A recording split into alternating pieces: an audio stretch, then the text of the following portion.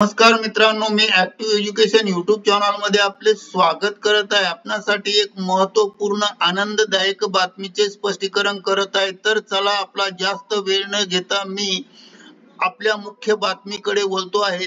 मित्रांनो, आजची आपली महत्त्वाची ब्रेकिंग न्यूज आहे, अत्यंत महत्त्वाची आहे। ब्रेकिंग न्यूज 19 नोव्हेंबरची मोठी खुश खबर। सेवानिवृत्त कर्मचाऱ्यांसाठी नियमित निवृत्ती वेतन बाबतीत सर्वांना एक समान नियम लागू, शासन आदेश लागू। या संदर्भामध्ये स्पष्टीकरण करूया। नमस्कार मित्रांनो, पुन्हा एकदा आपले हार्दिक स्वागत। आताच्या घडीची सर्वात मोठी खुश खबर, आताच्या घडीची खुश खबर संदर्भात महत्त्वाचा शासन निर्णय निर्गमित। सेवानिवृत्त कर्मचाऱ्यांसाठी महत्त्वाचा शासन निर्णय निर्गमित। शासन निर्णयामध्ये कोणत्या बाबीचे स्पष्टीकरण करण्यात आले आहे? या नियमानुसार सर्व कर्मचाऱ्यांना नियमाचा फायदा होणार आहे काय?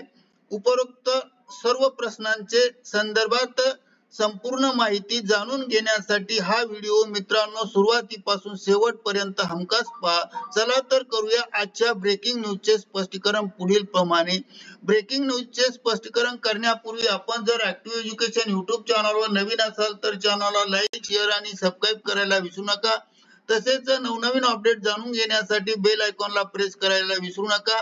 ही बातमी अत्यंत महत्त्वाची आणि कामाची असल्यामुळे आपल्या मित्र परिवारांना शेअर करा आणि लाईक करायला विसरू नका। तर चला पाहूया आजच्या मुख्य बातमीचे स्पष्टीकरण।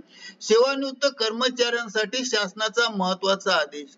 कर्मचाऱ्यांसाठी अत्यंत महत्त्वाचा शासन आदेश। शासन सेवेत असताना सेवानिवृत्त झालेल्या कर्मचाऱ्यांना मिळणार सेवानिवृत्त शासन सेवेत समाविष्ट लाभ। सर्व सेवानिवृत्त असलेल्या सर्व कर्मचाऱ्यांना एक समान नियम लागू। महाराष्ट्र शासनाच्या विभागाने 12 नोव्हेंबर 2025 रोजी एक अत्यंत महत्त्वपूर्ण शासन आदेश निर्गमित करण्यात आला आहे किंवा निर्णय घेण्यात आला आहे। शासनाने घेतलेला हा मोठा निर्णय आहे।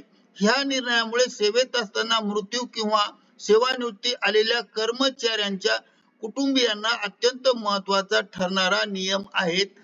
महाराष्ट्र राज्यातील जिल्हा परिषद, नगरपालिका, महानगरपालिका तसेच अनुदानित शाळा, महाविद्यालयात काम करणारे कर्मचारी, आदिवासी विभागातील कर्मचाऱ्यांच्या बाबतीत अत्यंत महत्त्वाचा निर्णय घेण्यात आला आहे। सेवेत असताना मृत्यू झाल्यास कर्मचाऱ्यांच्या कुटुंबांना कुटुंब निवृत्ती वेतन मिळणार आहे। कुटुंब निवृत्ती मिळणाऱ्या निवृत्ती वेतनासाठी शासनाच्या निवृत्ती नियमाप्रमाणे आता सर्व सुविधा सर्वांना समान लागू होणार आहे।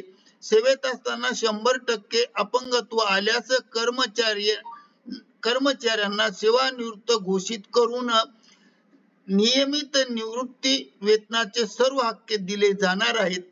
तरी याशिवाय सेवेत असतानाही सेवानिवृत्त आल्यानंतर सेवानिवृत्तीवर जवळ आल्यानंतर संबंधित सरकार तर्फे नियमित निवृत्ती वेतन सुद्धा मिळणार आहे।